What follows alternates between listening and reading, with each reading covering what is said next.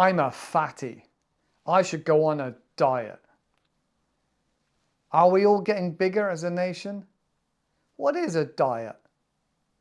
Hello and welcome to another English podcast with Paul. I'm your host, Paul. We talk and discuss interesting and exciting topics, break them down a little bit and take them apart and build our thoughts and opinions back up again. That's what we do here on English Podcast with Paul.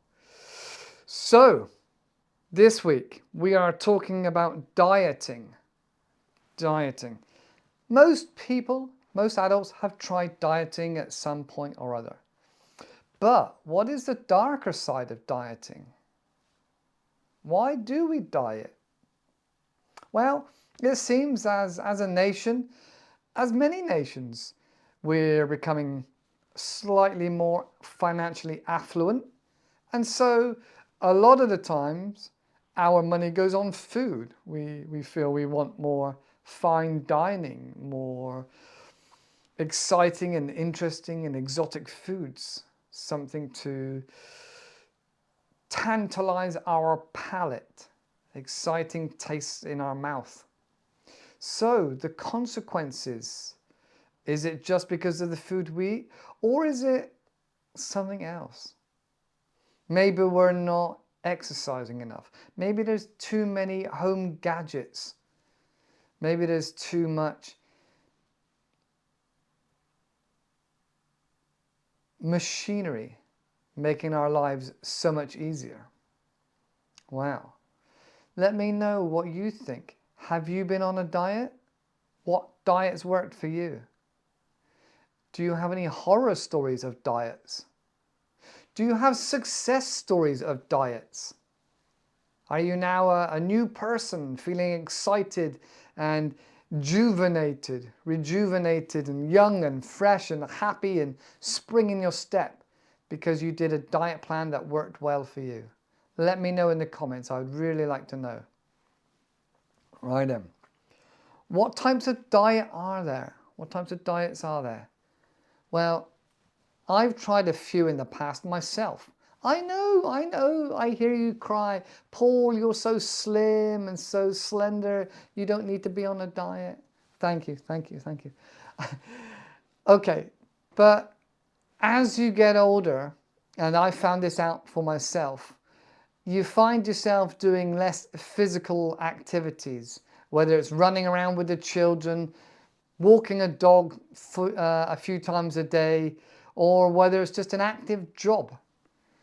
As we get older, that tends to dwindle, that tends to slope off and get easier. And also the metabolism of the body, once you sort of get in your late 30s, early 40s, changes and slows down. So although I'm normally a very slender 10 stone, I used to be sometimes 11 stone, as I've got into my late 40s, I've got to admit, I've ballooned a little bit around the waist. And I am certainly not happy with this. I personally believe that as a confident or progressive young male looking after one's body and trying to be an example to other people, I too should be in shape myself. Now, it's kind of well known the dad bod is a physique that some women like. Maybe because it's not too demanding on their partners, or they feel their partners are going to not run off with other people because they're not in a beautiful body shape, not the best physique of their life. But personally, I feel that we should take care of our bodies. It's our responsibilities as an adult. It's one thing being a child and being a little bit overweight, but when you're an adult and you are fully responsible for what you put in your throat, what you put in your mouth, then it only takes a little bit of restraint on a regular basis to be in control of that. Monitoring your exercise. So yes, I am not gigantic. I'm now, what am I now? I would say about 13 stone at my heaviest. Maybe just over 13 stone. Don't ask me what that is in kilograms. I don't know. If you want to know, you can Google it. So 13 stone. I want to be back to 11 stone, but I'm currently just under 12, around 12, just under 12. And I'd like to get all the way down to 11 stone. So now I'm really monitoring my food and what I take in. But going back to diets, I myself has been on a few diets over the last sort of 10 years. And that would range from like the cabbage soup diet. What else have I done? The cabbage soup diet was quite smelly, but it did work for a few pounds. I fasted, so no food diet. What else have I done? Banana only, and then just fruit only diet. That was one of the best diets for my body. It was very, very good. The downside with the fruit only diet is, one, you crave hot food, and two, you miss chewing. And then there's also variety, which is always the problem with dieting is the variety and the fact you feel like you're denying yourself some of those good things that you think you want. All right, so yes, there's lots of other different types of diets, and I can't remember all of them now. But I've tried a few, normally with my partner or just myself. Now that's another thing about me, is I'm a very strong-willed individual. In the past, I've been very much an addictive personality. So when I smoked a lot. And then I moved on to roll-ups. And then I moved on to cigars, trying to cut down. And then pipes. And I found myself smoking just as much. So if you smoke, a really good book that helped me quit was Allen Carr. A-L-L-E-N Carr. C-A-R-R. What it was called? The Easy Way to Quit Smoking. He also has a book called The Easy Way to Lose Weight. But I didn't find that as enjoyable as the Quit Smoking book. That was really eye-opening information for me. The Easy Way to Quit Smoking by Allen Carr. Right, this is not a sponsored advert. I don't know the guy. The book just worked for me. And I bought the book for other people.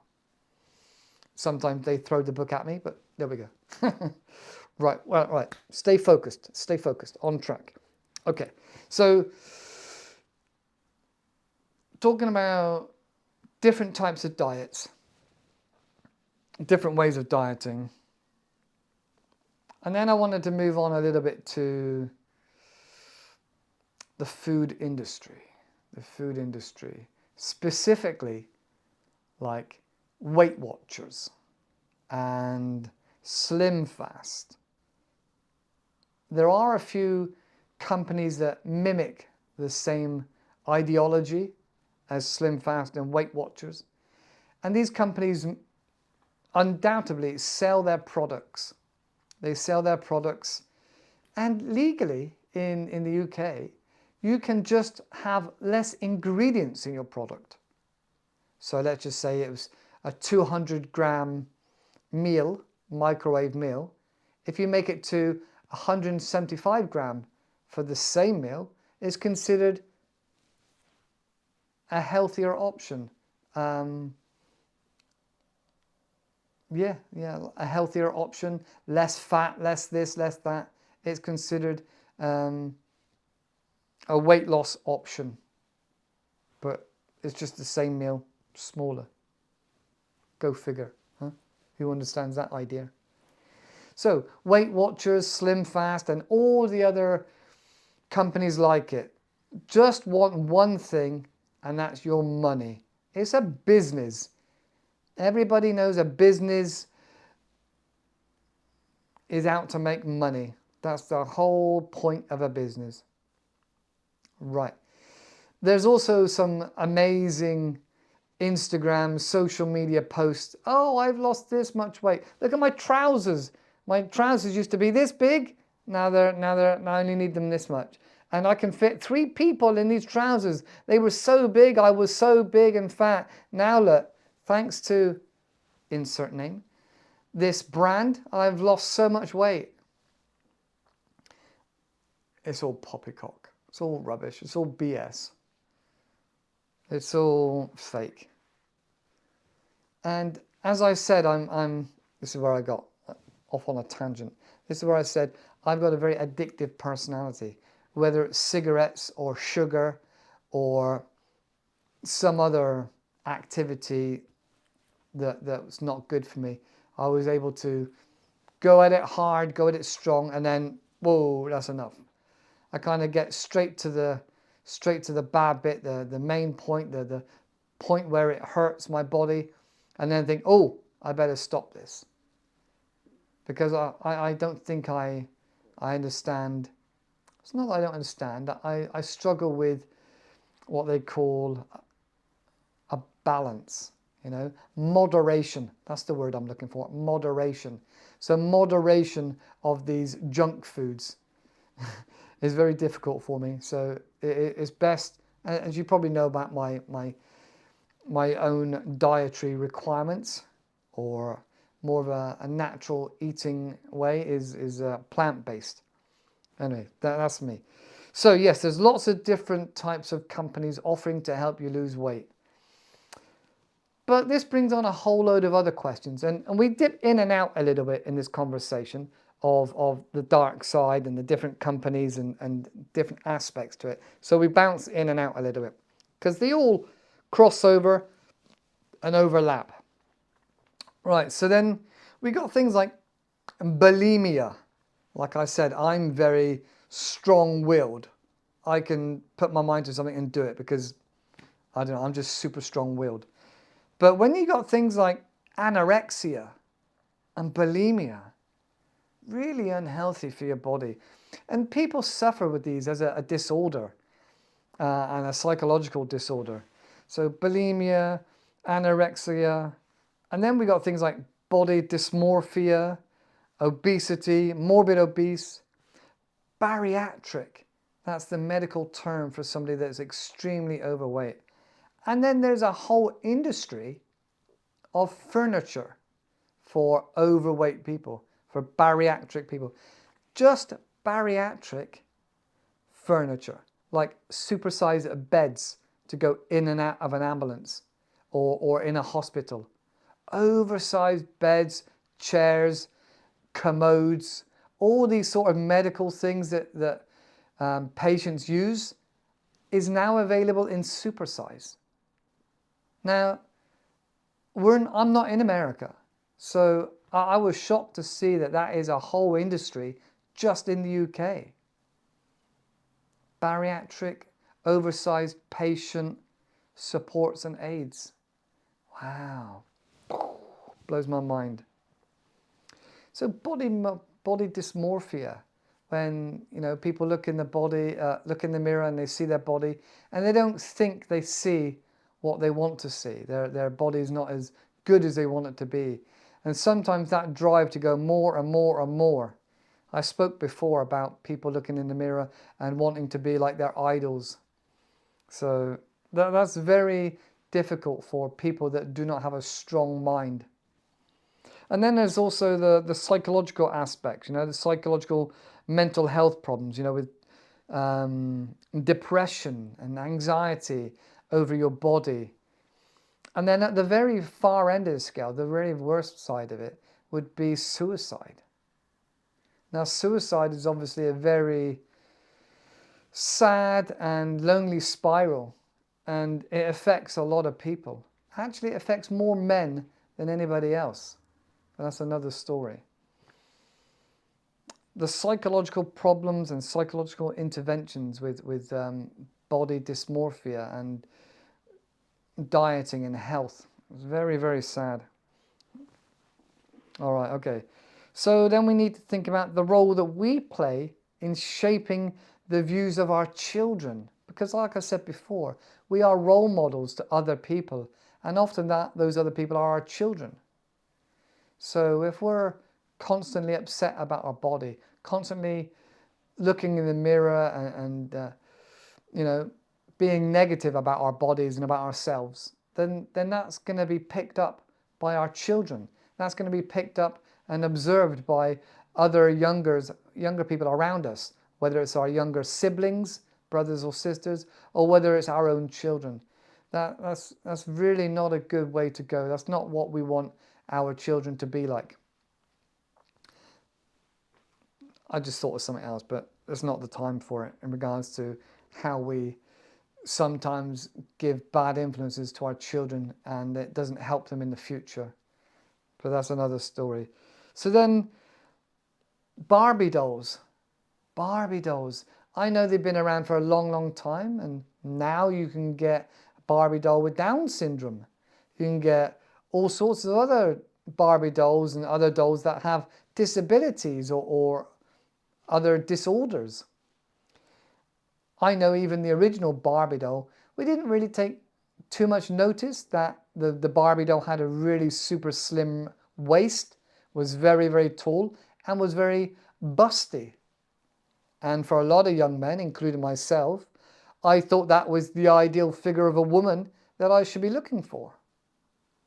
But in reality, that's a very small percentage of women in the world that are tall and naturally busty with a super slim waist.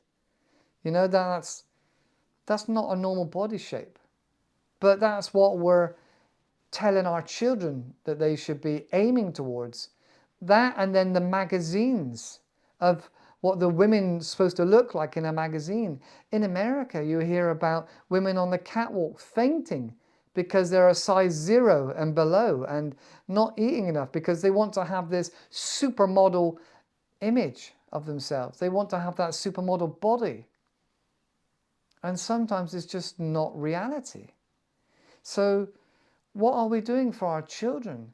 And it's not just the girls, it's the boys too. With the Ken doll and the G.I. Joe. He's jacked. He's definitely a big guy with muscles, you know?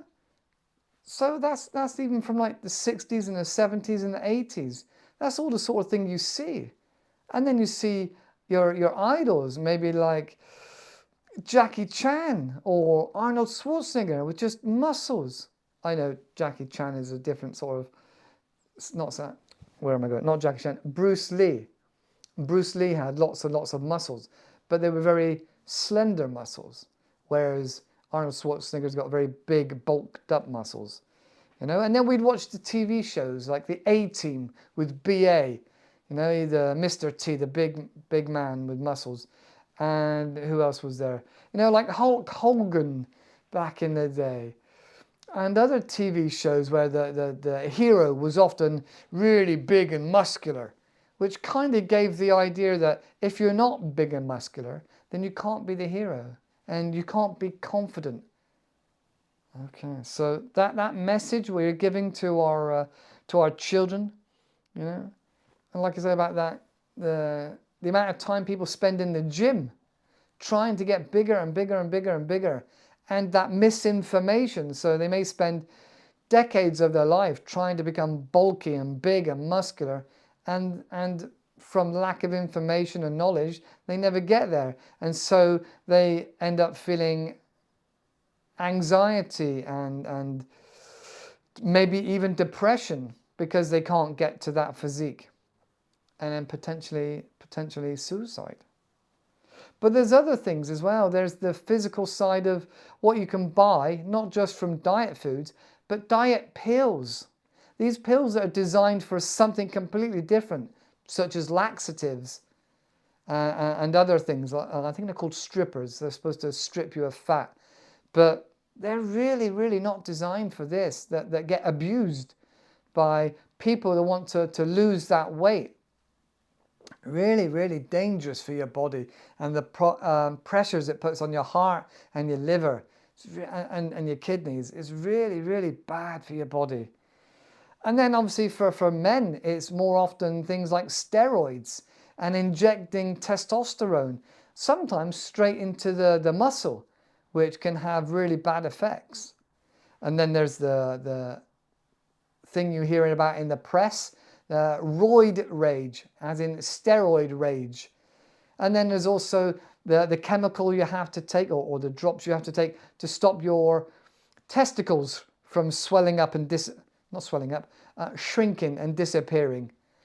And the misinformation about needles and about cycles, that you got to be on this cycle, and then you're off season and on season when you should be bulking up and eating a lot, and then when you're supposed to be losing the weight and lifting weights and taking the steroids.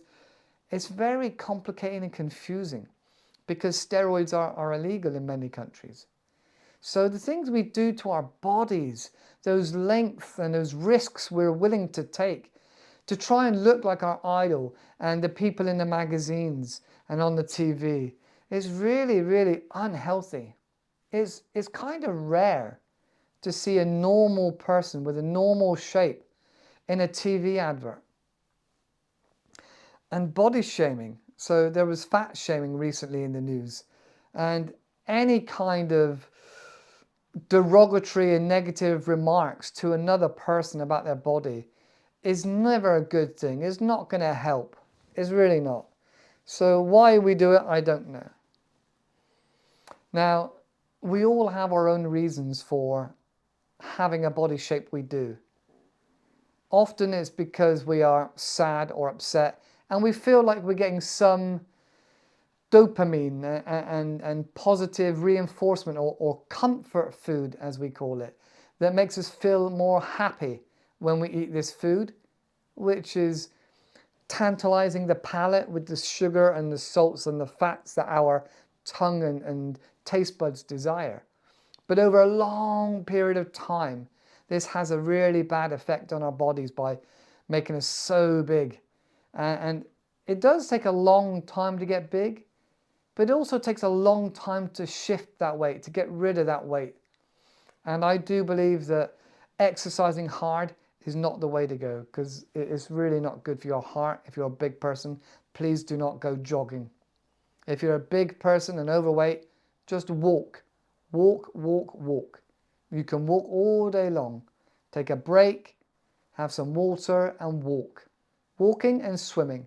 I mean, everybody can walk. There's no reason why you can't go for a walk. Anyway, so all the things we do to our body is really, really dangerous and scary and sad that we choose to do that. It's really bad. And like I say, I think it's perpetuated by the media and social media and movies and stardom and praise. Look at his body, look at her body. They're amazing, they're a god. You know, we put these people up on a pedestal, but we don't know the lengths they go to. They got a personal trainer, they got a nutritionist and a chef making up their food for 6 months. It really is a shame that we get sucked into that. And then sometimes it's just about taking responsibility for yourself and saying, no, I draw a line. I'm now just going to eat healthy and be me. And slowly the weight will fall off. But I think a little bit about the future, not just for our children, but now you can't get away from these apps on your phone. Dieting apps, mindfulness, no, not mindfulness, dieting apps, calisthenic apps, workout apps, counting your calories, which I think can be done well if done sensibly, in moderation. Walking apps.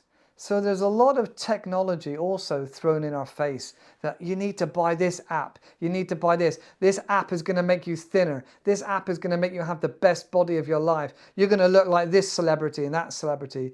So now with technology, that false image, that false idea that you can become this person and this body by buying an app. Again, it's all about money. They want your money. These businesses just want your money. And we need to take responsibility back and just become responsible and realize that we just need to eat. Now this is the secret, right? I'm going to give you the secret. This is the truth. Do not restrict yourself from eating the foods that you like.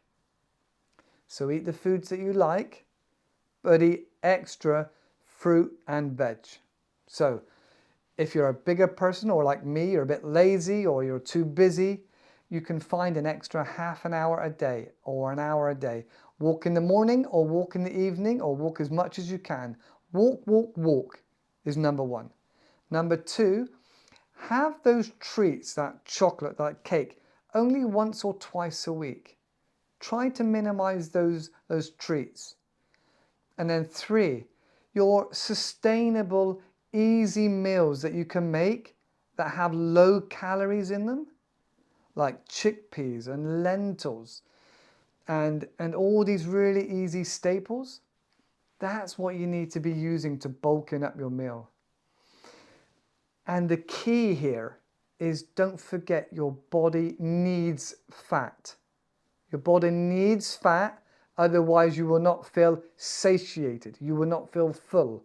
So if you have chickpeas and lentils and other beans, my normal meal is chickpeas, tofu, lentils, maybe a tomato base, and maybe broccoli or some other vegetable all put in together.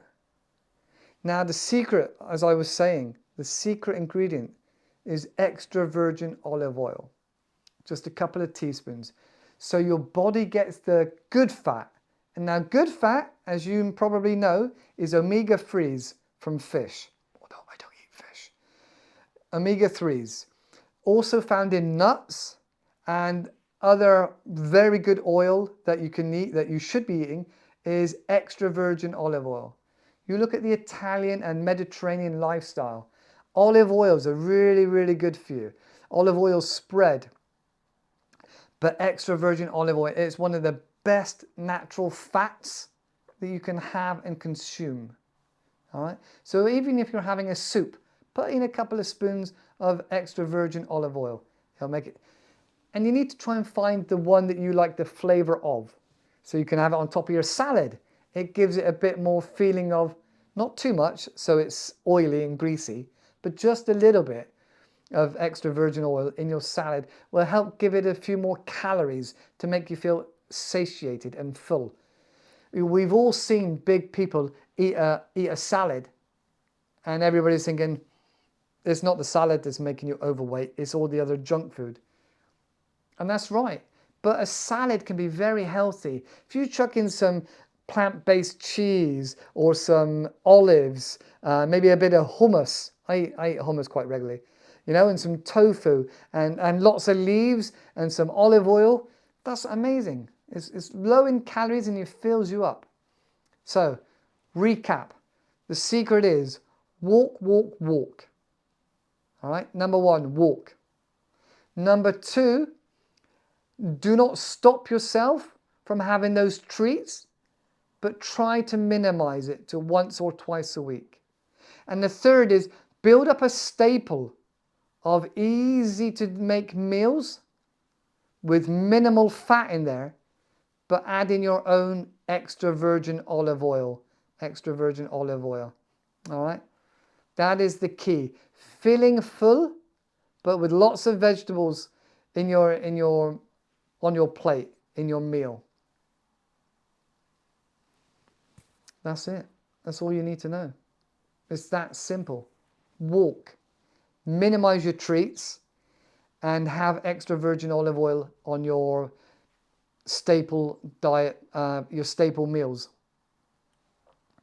So like I said, one of my regular meals is tofu, because it gives this kind of fake chewing action that I crave. I have chickpeas, which also kind of makes me feel like I'm eating and chewing something substantial. And then I have some vegetables in there, often on a tomato sauce base. So it's quite cheap. So that's the other thing. I like to make it cheap. Not because I'm tight. I don't have a lot of money right now.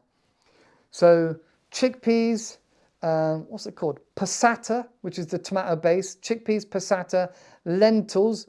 The quickest lentils I found is red lentils, split red lentils. They cook up really quick, like 10 minutes. Tofu, chickpeas, lentils, vegetables, olive oil. Just those 5 ingredients. Sometimes we add more to it to make it different. Sometimes we'll just have coconut base and it'll be the cheapest coconut cream I can find. Not cream, coconut. Yeah, it might be cream. Oh, you'll have to Google that yourself. Coconut. Yeah, not drink. Must be cream. So that's it. It's really simple. Really simple. Do not diet. That's the secret. Do not diet. Just cut down on the treats, go walking, and add extra virgin olive oil. And then be patient. It's going to take a while. They say a pound a week, you know, depending on your size. If you're a very big person, it'll come off quicker. If you're sort of my size, you know, 5'8" and what did I say, 12 stone, then it may take a bit longer, maybe a year to lose the weight. All right, you need to be realistic. It take a year to lose the weight of my size, and if you're bigger, then probably longer. All right, but it's fairly simple. Walking, minimize your treats, and staple main meal with fruit, vegetables, and olive oil in your diet. That's it. That's it. Right, that's all we got time for now. If you've got some comments about the diets you've used, the diets that work, the diets that don't work, some success stories, let me know in the comments. I want to know about it. Let me know. Be interesting to find out. So as always, have fun learning English. If you don't have fun, you won't learn. So see you in the next video, and take care for now. See you in the next video. Bye bye.